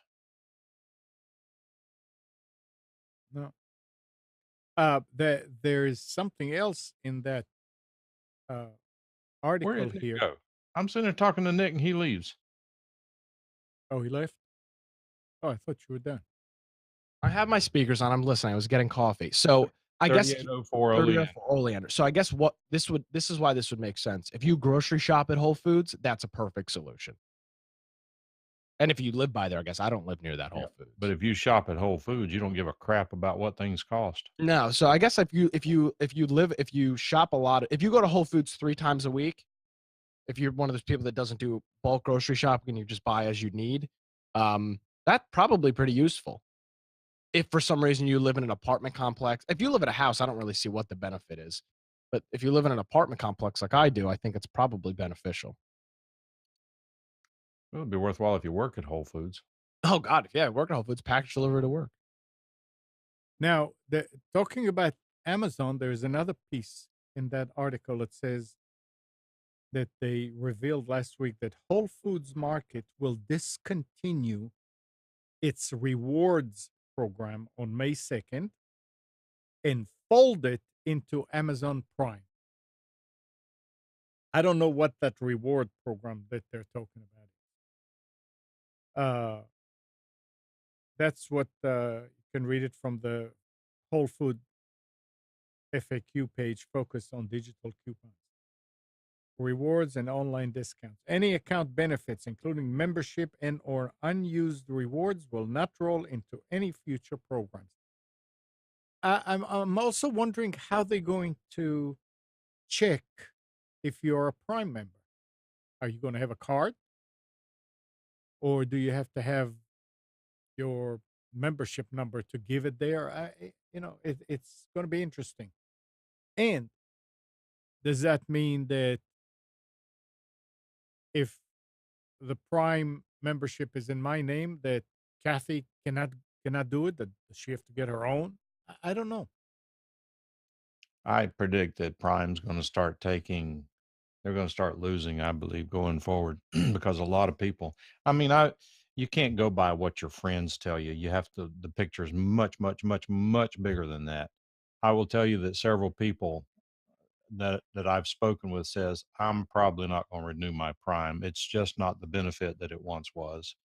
Right. I'm not I renewing watched mine. my first TV show on Amazon Prime last night. What'd you watch? Bosch. Oh, okay. I had a conversation with my mother the other day. We were talking, and our Prime is up, and we typically just split what's $100 a year. We typically just split the cost for it. And I told her, I said I'm not interested in it. The last thing I've ordered on Amazon, besides I ordered a suit on Amazon, and that actually came pretty quickly. I needed that. The last actual thing I've ordered on Amazon was an iPad case on March 2nd. Been almost 2 months since I've ordered something on Amazon. Because it's just not convenient with my current situation anymore. I don't know what it is down here in Wilmington, but I know the closest big center is Raleigh. But things just don't seem to come very speedy down here. Okay, so Gary wants us to read Jeff Bozo is a crook. You have to have a Prime credit card to get a 5% discount at Whole Foods. That makes sense. Whole fraud. Read what I just posted. There you go. Yeah, that's not surprising. Of course, you need to have a credit card to get a discount. That's how that. I mean, Okay, so you I don't need an Amazon card. Okay. yeah. Who cares? People, it's like iPhone users. They don't give a crap what things cost. Just buy it. I gotta have it now. Me. So they can go out and brag about how quickly their MacBook boots without realizing that they're just waking it up and not rebooting it. I think there was something I was going to talk about. Oh, and I said I'm hold on. I've got something that we need to talk about.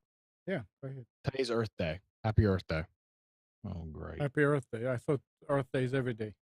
I won't be at the party. Did you go out anytime, any day, and there was no Earth there? I did. I'm gonna go drive my car today. Earth Day, celebrate the Earth. Yeah. Do we dare say flat Earth? Oh, God. No, I've been doing some planning for a potential STL, and I can guarantee you the Earth is not flat because the curvature of the Earth is screwing me. Well,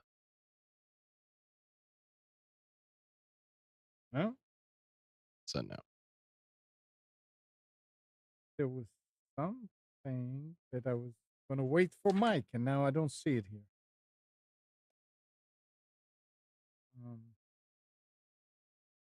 Oh, well.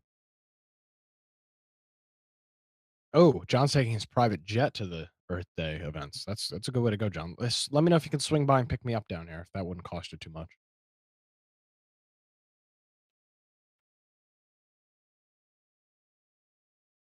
All right. Oh, there it is. Oh, yeah. So listen to this. Google, Mozilla, and Microsoft are supporting built-in support for a password-free method of authentication on Chrome, Firefox, and Edge browsers in the coming months. Password-free method of authentication. The supported WC3 web authentication API, known as WebAuthn, will be on by default in Chrome and Firefox, starting with updates due in May. It will allow security to be managed without usernames and passwords, storing identification data via unique cryptographic keys on secondary devices. It will also allow pins, fingerprints, face scans, there we go again, and other biometric data to give access to sites over a connected device. So you won't have to use username passwords anymore. Yippee. Isn't that special? What do you think, Mike? I wouldn't trust it.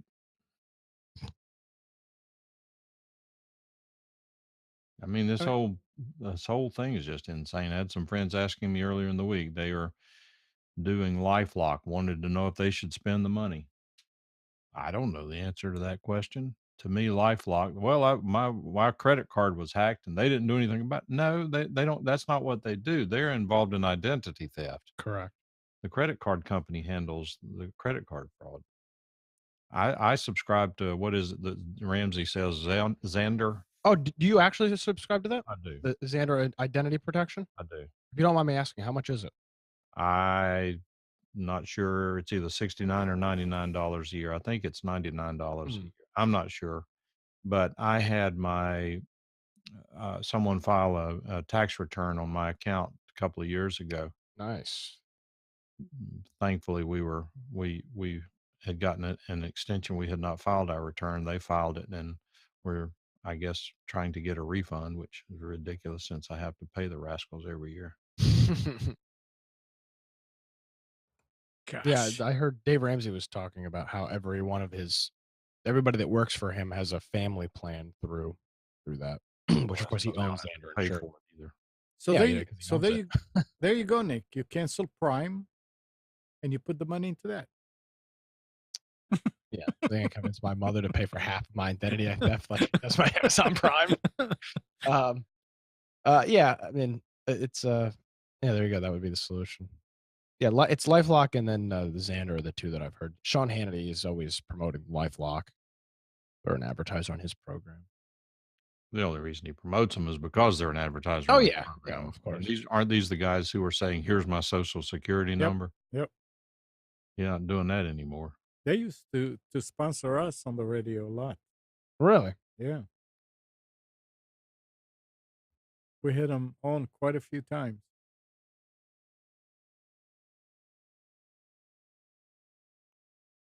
All right, it's getting to that time of day again. Since Nick doesn't have specials ready. I know. I totally forgot Spence wasn't here. Yeah, it's all right. It's fine.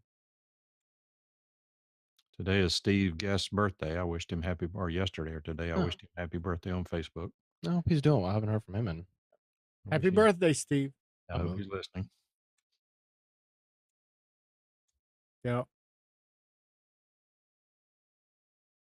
So, I mean, and I was going to bring something up. I was working on a computer yesterday that I needed to build for Omar. And I needed to take and make a clone of an older drive. So I cloned it and it wouldn't. I mean, it's an older computer, but it wouldn't boot. It just starts and completely freezes. I mean, it's Windows 7, so you know how it starts with the balls and then it just stops. So I'm trying this and trying that, and then I'm realizing, and Nick, that may be the problem that I had with vMix all along on the new computer. Okay. When you have two identical drives, it's kind of hard to know which one is which when you do a clone. Yep. So I always go to the administrative and storage and computer management or whatever, and you see drive 0, drive 1, drive 2, drive 3. Do you know that if you reboot the computer, that order may change? I don't know because I have only ever had 2 drives in a computer, so no, to be That honest with is you. unfreaking believable. If you, I mean, I would go there and look, and that drive, I say, okay, now here's this drive, and it says on it that it's C, so I know it's this one. I wish there Yeah, but was a you have way. to be careful that you don't have more than one drive with an active partition. Well, and what if it is? I mean, Well, but then Windows gets confused. Sometimes it'll make the boot drive a D or an F. right, Well, exactly what happened. so what you do is when you put 2 drives into a computer, one of them is a booted drive, you go into some utility, you set that partition inactive on the drive you do not want to be the C drive, it should boot as the C drive. The one that's active should automatically default to the C drive.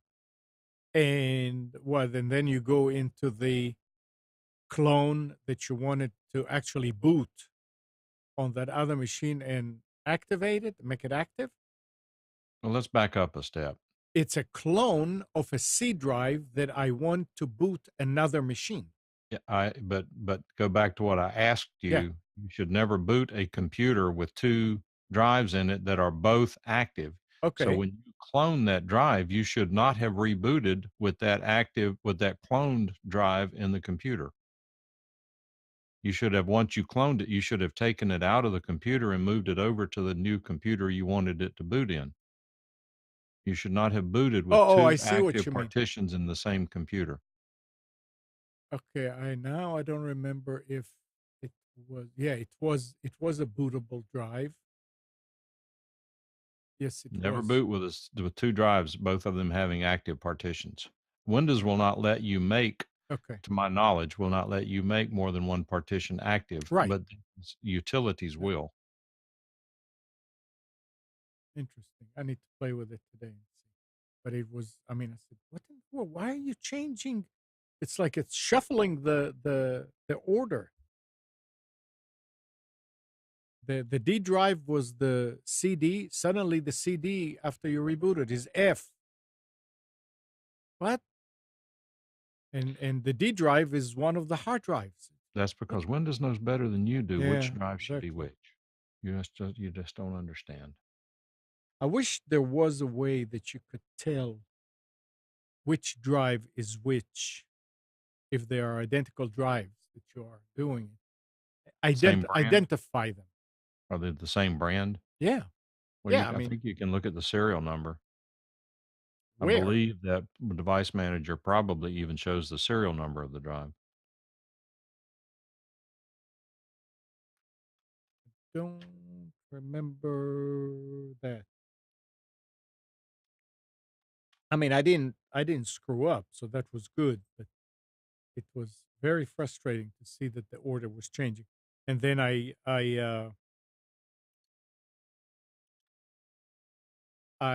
cloned the C drive from here, Windows 7, and stuck it in the new machine to see what happens. And when I brought up vmix profile, Nick, it says, "Hey, I'm missing that file." I said, "What do you mean you're missing that? It's on the same drive."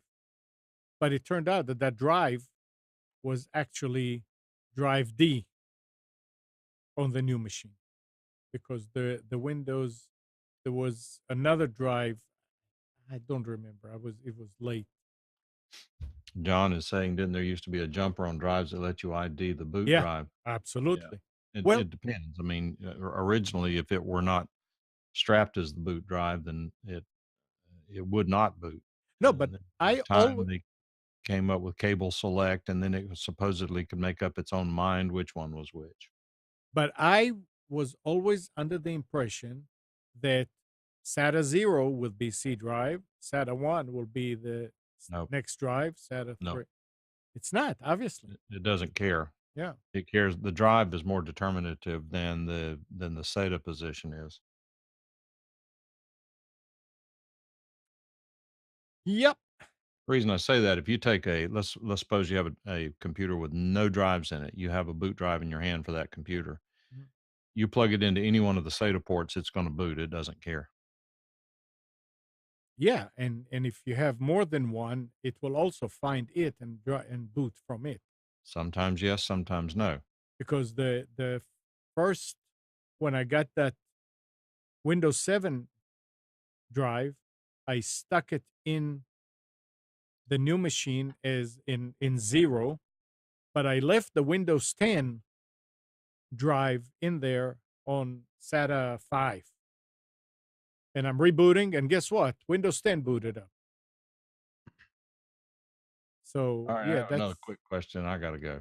yeah. I'm still using Windows 7 on a computer. It has Internet Explorer 11 on it. How can I upgrade, which is 2013? How can I upgrade whatever, whatever the IE, Edge browser, whatever one would work with Windows 7? How do you upgrade a browser on Windows 7 other than going with Firefox or Chrome or You something? don't. That's the latest one that they released. Edge is not available on Yeah, I Windows think 7. 2011 is the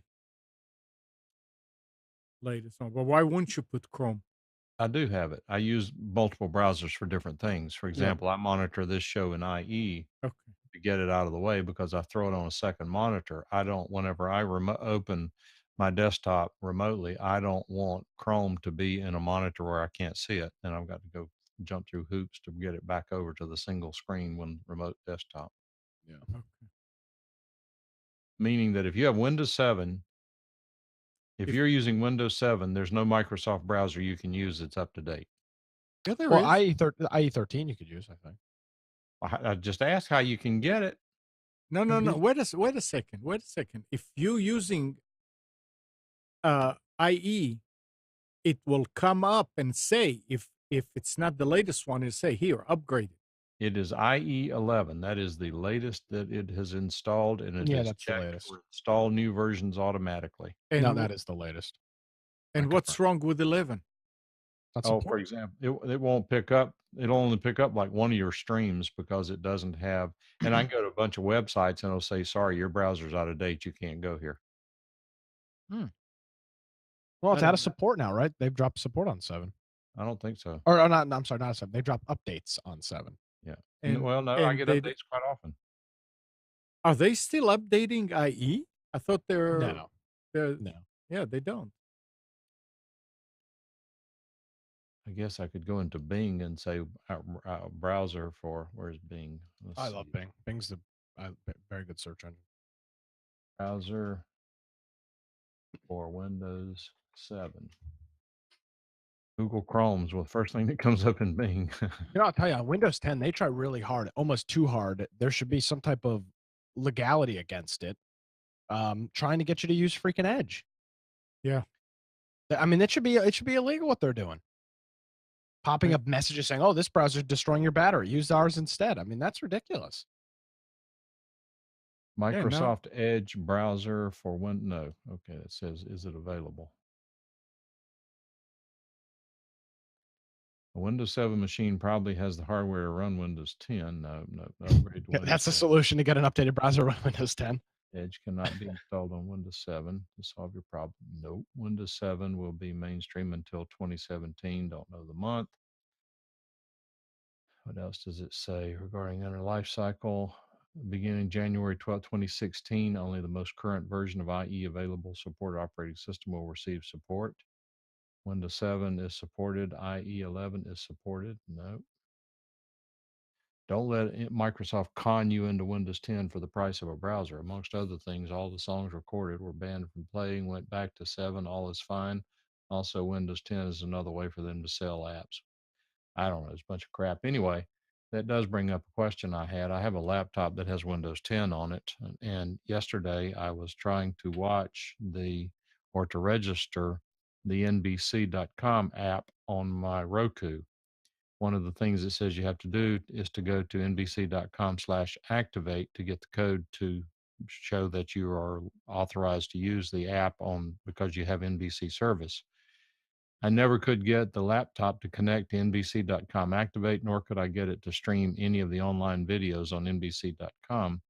I sent Nick a message asking if he could get to it. He could. I came back to a different computer, tried it. I could get to it on that computer. I thought it was a cause of maybe the website had been down. Then I went back to the laptop, tried it. I still cannot connect to NBC.com. There's obviously some security setting on that computer that won't work. I even tried another laptop, an old HP laptop. It was able to connect, but this Windows 10 Lenovo T420S laptop could not connect to NBC.com. Interesting. Well, it's okay. Rachel Meadows sad, probably. Yeah, that's not what I watch. I do watch Dateline NBC. All right. Anything else? No, sir. No, sir. All right. Thanks, guys. It was fun. He's not monitoring. Of course I am. Oh. All right. So have a great week. Mike, Nick. Good morning, Kathy, Hannah, Nabil, Mac, Norm, Katie, and Dana.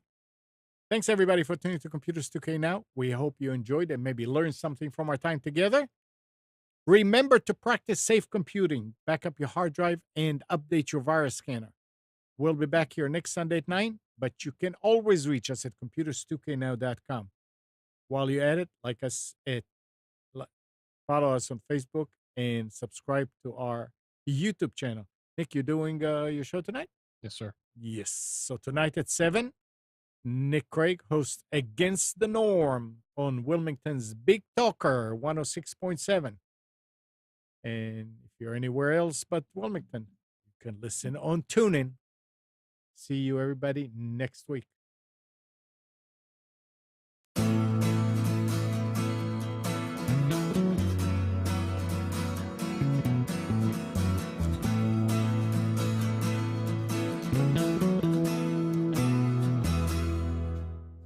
You are tuned to the Nissan Communications Network. If you tuned in too late, you can always watch each program in its entirety or download an MP3 audio file of it in the archives section at nissancommunications.com. Don't forget to subscribe to our YouTube channel, follow us on Twitter, and like us on Facebook. Sponsored by Telestream's Wirecast software, StreamingGear.com, Carolina Apparel, and DeltaForce.net.